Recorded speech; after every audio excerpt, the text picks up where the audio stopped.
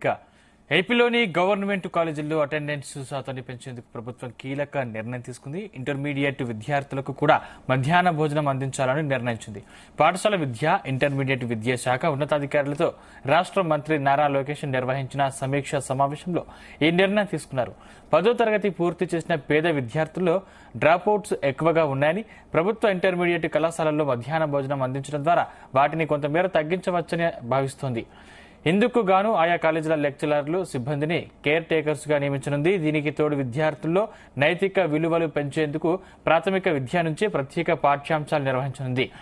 ఇక ప్రభుత్వ జూనియర్ కళాశాలల్లో బాగా దెబ్బతిన్న చోట్ల రిపేర్లు చేపట్టనుంది. దీనికి తోడు ప్రభుత్వ పాఠశాలలో డిసెంబర్ 7న నిర్వహించే మెగా పేరెంట్ టీచర్ మీటింగ్ ను పండుగ వాతావరణంలో నిర్వహించాలని మంత్రి లోకేష్ సూచించారు.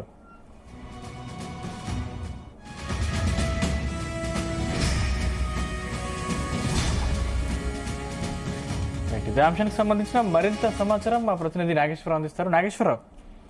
Sandeep, good morning. ఆంధ్రప్రదేశ్ రాష్ట్రానికి సంబంధించి విద్యాశాఖ మంత్రి నారా లోకేష్ సంచలనాత్మకమైన నిర్ణయాలు తీసుకుంటా ఉన్నారు. ఇప్పటిదాకా కూడా విద్యా వ్యవస్థలో ఎక్కడా కని విని ఎరిగిన రీతిలో నిర్ణయాలు తీసుకుంటూ విద్యా వ్యవస్థను మొత్తాన్ని కూడా ప్రక్షాళన చేస్తూ అడుగులు ముందుకైతే ఆ ప్రక్రియ ప్రారంభించినట్టు తెలుస్తోంది. నారా లోకేష్ ఈ మేరకు నిన్న సాయంత్రం వచ్చిన సమీక్షా సమావేశానికి సంబంధించి కూడా నారా లోకేష్ ఆ కీలక నిర్ణయాలు తీసుకున్నారు. అలాగే ఏదైతే విద్యార్థుల భవిష్యత్తు గురించి కూడా ఆలోచించే ప్రక్రియలో భాగంగా ప్రతి ఒక్కరు కూడా సృజనాత్మక నైతిక విలువలు పెంచుకుంటూ విద్యార్థులు అడుగులు ముందుకేయాలనే ఉద్దేశంతో కూడా ఆ సంచలనాత్మకమైన నిర్ణయాలు తీసుకుంటూ పలువురు సూచనలు, సలహాలతో ఆ విద్యా వ్యవస్థ అయితే ప్రక్షాళన చేయడానికి నారా లోకేష్ శ్రీకారం చుట్టినట్టు తెలుస్తా ఉంది. ముఖ్యంగా దీనిలో భాగంగా ప్రప్రథమంగా కూడా పాఠశాలలో విద్యార్థులకు నైతిక విలువలతో కూడిన పాఠ్యాంశాలు తీసుకురావాలని కూడా నారా లోకేష్ నిర్ణయించినట్లు తెలుస్తా ఉంది. అలాగే ఏదైతే చాగంటి కోటేశ్వరరావు సూచనల మేరకు కూడా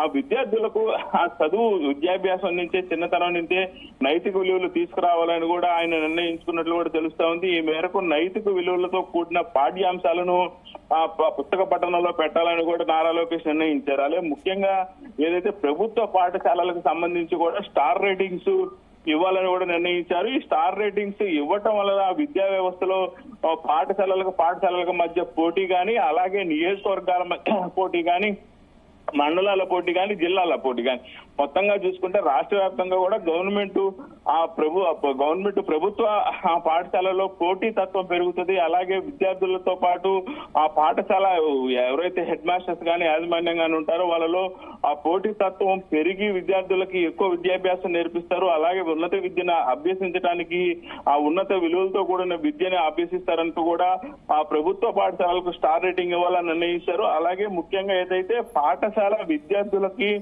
ఇప్పటిదాకా కూడా ఫస్ట్ ప్రైమరీ విద్యార్థులకు మధ్యాహ్న భోజనం పథకం ప్రవేశపెట్టారు. తర్వాత ఉన్నత పాఠశాలలకు సంబంధించి కూడా 10వ తరగతి విద్యార్థుల వరకు కూడా ఆ మధ్యాహ్న భోజనం పథకం ప్రవేశపెట్టిన పరిస్థితి ఉంది. అయితే ఈ సంవత్సరం నుంచి కూడా ఇంటర్మీడియట్ ప్రభుత్వ కళాశాలల్లో కూడా మధ్యాహ్న భోజన పథకం ప్రవేశపెట్టాలని నారా లోకేష్ నిర్ణయించడం పట్ల ఇటుపక్క విద్యార్థి లోకం గానీ, అలాగే విద్యార్థుల తల్లిదండ్రులు కానీ, ప్రజలు కానీ హర్షిస్తున్న పరిస్థితి ఉంది.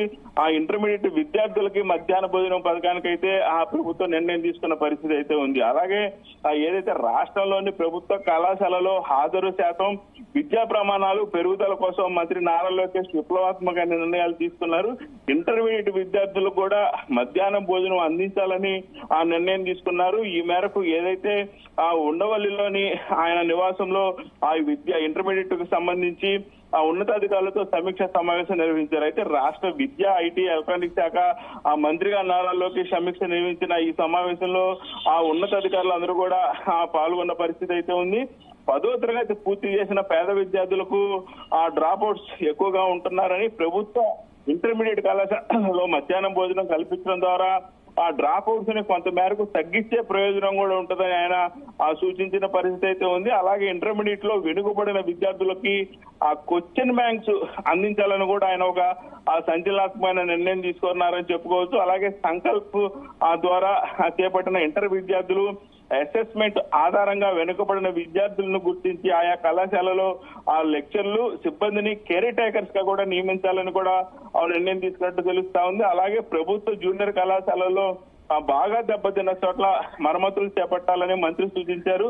అలాగే రాష్ట్ర వ్యాప్తంగా కూడా ప్రభుత్వ పాఠశాలలో డిసెంబర్ 6వ తేదీ నుంచి డిసెంబర్ 7వ తేదీ నుంచి నిర్వహించే మెగా పేరెంట్ టీచర్ సమావేశాల పండుగను ఒక పెద్ద వాతావరణంలో నిర్వహించాలని మంత్రి నారా లోకేష్ నిర్ణయించిన పరిస్థితి అయితే ఉంది. ముఖ్యంగా మంత్రులు, శాసనసభ్యులు వారు ప్రాతినిధ్యం వహించే నియోజకవర్గాల్లోనే ఆ మెగా పీటీఎం సమావేశాలు నిర్వహించాలని ఆయన ఆదేశించిన పరిస్థితి ఉంది. ఎటువంటి పార్టీ జెండాలు, హంగులు, ఆర్భాటాలు వీటేమిటి కూడా తావినీయకుండా విద్యార్థులకి విద్యా వ్యవస్థ ద్వారానే ఈ కార్యక్రమం జరుగుతున్న హంగులు ఆర్భాట్లు లేకుండా చేయాలని కూడా నారా లోకేష్ సూచించిన పరిస్థితి అయితే ఉంది.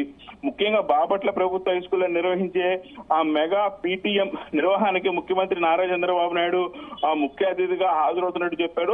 ఆ కార్యక్రమానికి తాను కూడా హాజరవుతున్నట్లు ఆ నారా లోకేష్ అధికారులకు సూచించిన పరిస్థితి అయితే ఉంది. అలాగే ముఖ్యంగా ప్రభుత్వ పాఠశాలలో విద్యా ప్రమాణాలు మెరుగుదల, మౌలిక సదుపాయాలు ఆ కల్పనే ప్రధాన లక్ష్యంగా స్టార్ రేటింగ్ ఇవ్వాలని కూడా నారా లోకేష్ సమావేశంలో నిర్వహించిన సమావేశంలో కీలక నిర్ణయం తీసుకున్నారు. ఇందుకోసం 18 అంశాలను ప్రామాణికంగా తీసుకోవాలని కూడా సూచించిన పరిస్థితి అయితే ఉంది. అలాగే 10వ తరగతి విద్యార్థుల ఉత్తీర్ణత మెరుగుపరచాలని 100 రోజుల ప్రణాళికలను అమలు చేయాలని కూడా ఆయన ఆదేశించిన పరిస్థితి అయితే ఉంది. ముఖ్యంగా వచ్చే విద్యా సంవత్సరం నుంచి కేజీ టు పీజీ కరిక్యులం ప్రక్షాళనపై సమావేశంలో అయితే ముఖ్యంగా చర్చించారు. ఇది మాత్రం ఆంధ్రప్రదేశ్ కి ఒక వరం అని చెప్పుకోవచ్చు. కేజీ టు పీజీ కరిక్యులం ప్రక్షాళనపై కూడా ప్రజలు హర్షం వ్యక్తం చేస్తున్న పరిస్థితి అయితే ఉంది. ముఖ్యంగా విద్యార్థుల్లో నైతిక విలువలను పెంపొందించే పాఠ్యాంశాల కోసం రాష్ట్ర ప్రభుత్వ సలహాదారు చాగంటి కోటేశ్వరరావు సలహాలు తీసుకోవాలని కూడా అధికారులతో సూచించినట్లు తెలుస్తా ఉంది నారా లోకేష్. అలాగే విద్యార్థుల్లో లైఫ్ స్కిల్స్, సామాజిక బాధ్యత పెంపొందించేలాగా ఆ పాఠ్యాంశాలు రూపొందించాలని కూడా ఆయన సూచించారు. ముఖ్యంగా చిన్నతనం నుంచే బాలికలు ఆ సమానం అన్న భావన కలిగించేలాగా లింగ సమానత్వం, సివిక్ సైన్స్ పై అవగాహన పెంచాలని కూడా ఆయన సూచించిన పరిస్థితి ఉంది. విద్యార్థులకు జపనీస్ మోడల్ లైఫ్ స్కిల్స్ ను అలవర్చేలాగా చర్యలు తీసుకోవాలని కూడా నారా లోకేష్ సూచించారు. పాఠశాల విద్యకు గొడ్డలు పెట్టులాగా గత ప్రభుత్వం తెచ్చిన జీవో 117 రద్దు చేయాలని నిర్ణయించిన నేపథ్యంలో మెరుగైన విధానం అమలుకు గ్రామ స్థాయిలో ప్రజాభిప్రాయ సేకరణ కూడా జరపాలని ఈ సమావేశాలకు స్కూల్ మేనేజ్మెంట్ కమిటీలను కూడా ఆహ్వానించాలని కూడా నారా లోకేష్ సూచించారు. అలాగే స్కూలు మైదానాలను జాబ్ మేళాలకు మినహా ఎటువంటి కార్యకలాపాలు కూడా నిర్వహించేందుకు అనుమతి ఇవ్వరాదని కూడా ఆ మంత్రి స్పష్టం చేశారు. దీంతో రాష్ట్ర వ్యాప్తంగా కూడా చాలా కళాశాలల్లో ఉపయోగంగా ఉన్న గ్రౌండ్లు మొత్తం కూడా ఇటు పక్క రాజకీయ సమావేశాలకు కానీ, అటు పక్క ఏదైతే మతపరమైన అంశాలకు సంబంధించి సమావేశాలకు కానీ ఆ కళాశాలలకు సంబంధించిన గ్రౌండ్లు పెద్ద ఎత్తున వాడుకోవటం, తర్వాత ఈ నిరుపయోగం కావటం, వాటిని శుభ్రం చేసుకో పనిలో ఆ స్కూల్ కి సంబంధించి చాలా వ్యవస్థ కూడా పాడైపోతున్న నేపథ్యంలో నారా లోకేష్ తీసుకున్న నిర్ణయం కూడా ఆంధ్రప్రదేశ్ వ్యాప్తంగా నేటి నుంచి ఎటువంటి స్కూళ్లలో కూడా, కళాశాలల్లో కూడా ఎక్కడ కూడా ప్రభుత్వ కార్యక్రమాలు, స్కూల్ కార్యక్రమాలు మినహా ఎటువంటి సమావేశాలకి అనుమతి ఇవ్వకూడదని కూడా కీలక నిర్ణయం తీసుకున్నారు. అయితే ప్రధానంగా చెప్పుకోవాల్సిన అంశం రాష్ట్ర వ్యాప్తంగా కూడా విద్యార్థులలో నైపుణ్యత విలువలతో కూడిన విద్యను పాఠ్యాంశాలలో చేర్చాలని కూడా రాష్ట్ర ప్రభుత్వం నిర్ణయం తీసుకోవడం మాత్రం హర్షించదగ్గ విషయం సందీప్. థ్యాంక్స్ నాగేశ్వరరావు.